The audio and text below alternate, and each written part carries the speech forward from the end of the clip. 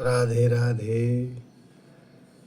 आज हम चर्चा करेंगे उत्तराखंड में नरसिंह पूजा पर।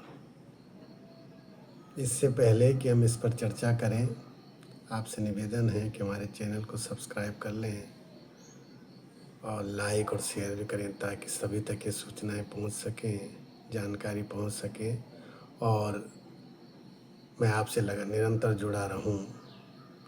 तो नरसिंह पूजा पर जो मैंने अपने अनुभव और अध्ययन से पाया, उत्तराखंड में दो परंपराएं हैं।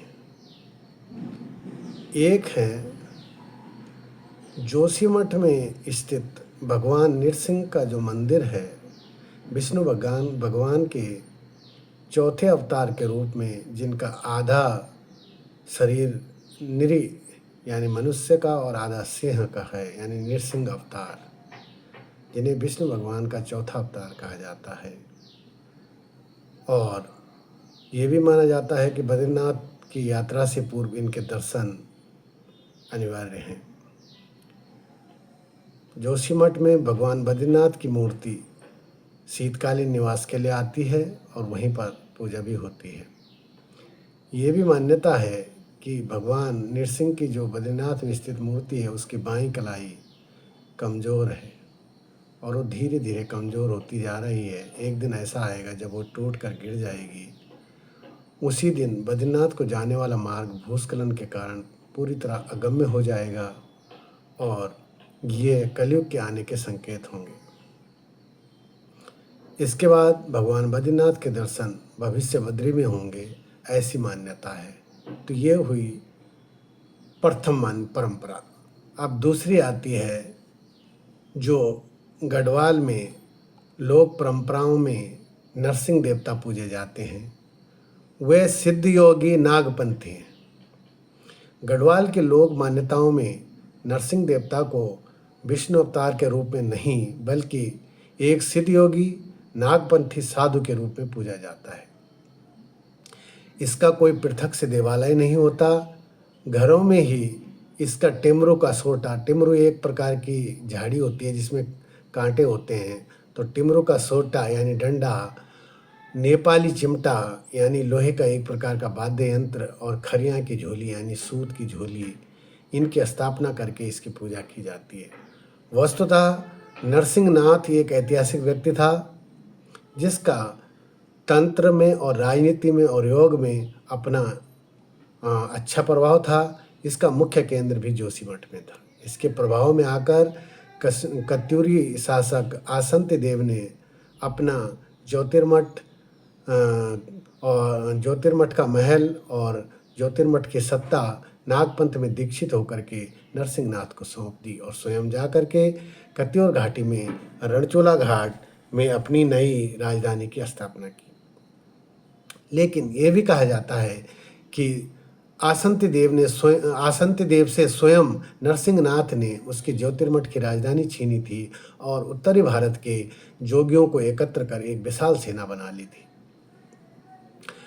उस सेना के साथ साथ उत्तर भारत के ग्रामीण जनता के सहयोग से इन्होंने तुर्कों के आतंक से पीड़ित जनता की रक्षा की और तुर्कों सल्तनत के समांतर ही एक अपनी राज सत्ता कायम कर ली थी।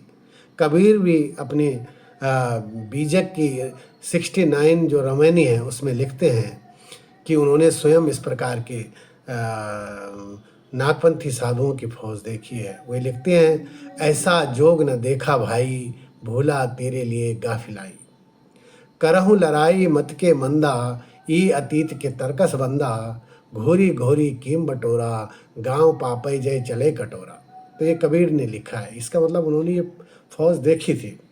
ये भी कहा जाता है कि नरसिंह नाथ की मृत्यु के बाद उनके जो शिष्य थे, भैरवनाथ, हनुमंत दास, मेमंदा पीर, अजय पाल आदि ने उनकी गद्दी को संभाला और यहाँ की जनता का नेतृत्व किया। चंपावत में कालूखाड़ नामक स्थान पर नरसिंह देवता का मंदिर है। इसकी पूजा परंपरा जागर के तहत होती है, अर्थात जागर का मतलब देव आह्वान के जरिए इन्हें बुलाया जाता है। इन्हें थानवासी देवता कहा जाता है। नागवंशी साधुओं की भांति ये जटाधारी हैं तथा भांग धतूरा पीते हैं। साथ में झोली, चिमटा, टिमरू का सोटा रखते हैं। गोरखपंथी तांत्रिक मंत्रों में एक शुद्ध पुरुष माना जाता है इन्हें, और मंत्रों में इनकी आन यानी कसम भी दी जाती है। जब गढ़वाल में कोई रखवाली की जाती है तो इस प्रकार से बोला जाता है, जाग जाग नरसिंह वीर बाबा, रूप को तेरो सोटा जाग, फटंकी तेरी मुद्रा जाग, केदारी रोल जाग, नेपाली तेरो चिमटा जाग, खरवा की तेरी झोली जाग, तामा की पत्री जाग, सतमुखी तेरो शंख जाग, नवलड़िया चाबुक जाग, उर्दमुखिया तेरो नाद जाग, गुरु गोरखनाथ का चेला जाग, पिता भस्मासुर जाग, माता महाकाली जाग। इस प्रकार से रखवाली में इनकी आन दी जाती है। गढ़वाल में नरसिंह के 9 भाई माने जाते हैं, जिनमें केदारी नरसिंह, बद्री नरसिंह, दुधिया नरसिंह, डोंडिया नरसिंह, इंगला वीर, पिंगला वीर, जाटी वीर, ठाटी वीर, घोर अघोर वीर। तो इस प्रकार से 9 भाई माने जाते हैं, और इनकी देवगाथाओं में नरसिंह की 52 वीरों में गणना की जाती है। गढ़वाल में सामान्यतः 4 जो नरसिंह है उनकी खासकर पूजा होती है। उनमें है दुधिया नरसिंह, डोंडे नरसिंह, कच्चा नरसिंह और खराने नरसिंह। अब इनके अलग अलग गुण क्या हैं? दुधिया नरसिंह को शांत और दयालु माना जाता है। इन्हें दूध और रोटी का भोग अर्पित किया जाता है। इनको समर्पित एक देवस्थल देवप्रयाग के नज़दीक मंगल डांडा के आसपास है। दूसरे हैं डोंडिया नरसिंह। इन्हें अत्यधिक क्रोधी और न्यायप्रिय माना जाता है। पुराने समय में इन्हें खुश करने के लिए बलि की भी प्रथा थी। ये जब किसी व्यक्ति पर अवतरित होते हैं तो लोहे की गर्म रॉड को जीभ से चाटते हैं, मोटी सांकल से पीठ पर कोड़े लगाते हैं, लेकिन उस व्यक्ति के शरीर पे एक फफोला तक नहीं होता। और इनके थान में जाकर यदि घात लगाई जाए तो उसका बहुत महत्व होता है, लेकिन यदि किसी व्यक्ति ने गलत घात लगाई तो उसका उल्टा नुकसान भी होता है। तीसरे हैं कच्चा नरसिंह। इन्हें मसाणी नरसिंह भी कहा जाता है। ये अवगढ़ की भांति है। खुश होने पर अवगढ़ की भांति वरदान दे देते हैं, और नाराज होने पर विनाश करने में भी देर नहीं लगाते हैं। ये ध्यानियों के देवता माने जाते हैं। ध्यानी यानी विवाहिता लड़कियों के। इनकी पुकार पर कुछ भी करने को तैयार होते हैं, और कभी कभी दहेज में ससुराल भी चले जाते हैं। चौथे हैं खरण्य नरसिंह। खरण्य यानी खर माने खारू यानी राख। खरण्य नरसिंह, इन्हें कहीं कहीं खैरानी का नरसिंह भी कहते हैं। इन्हें शिव रूप माना जाता है। अपने भक्तों पर अच्छी कृपा दृष्टि रखते हैं। ये शिव के समान भभूत लगाए रखते हैं, और घात लगाने पर अपराधी को कठोर दंड देने से कभी नहीं चूकते हैं। तो इस प्रकार ये थे नरसिंह देवता और नृसिंह अवतार के 2 अलग अलग परंपराएं, जिनको वर्तमान में मैं ये देख रहा हूँ, जो मैंने कई मंदिरों में देखा है, और अपने घूमने फिरने में जगह जगह पे देवताओं के मंदिरों के दर्शन में देखा है कि लोगों ने दोनों परंपराओं को मिक्स कर दिया है। और कई जगह पर नरसिंह देवता के नाम से मंदिर है, लेकिन वहाँ पे नृसिंह अवतार की मूर्ति लगी हुई है। तो दोनों में कन्फ्यूजन में हैं, क्योंकि लोग अपनी सांस्कृतिक परंपराओं और उनका उद्भव कहाँ से उसके बारे में जानकारी न करके केवल भेड़ चाल चलते हैं।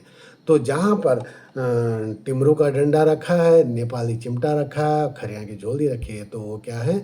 नरसिंह देवता हैं, नरसिंह नाथ हैं।